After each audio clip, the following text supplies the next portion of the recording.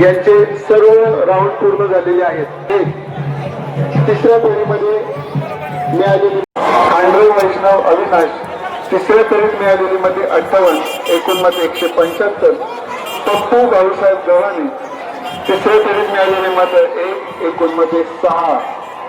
एजाज अन्सार बागवान तिसऱ्या फेरीत मिळालेली मते 212. पण बनकर किरण संपत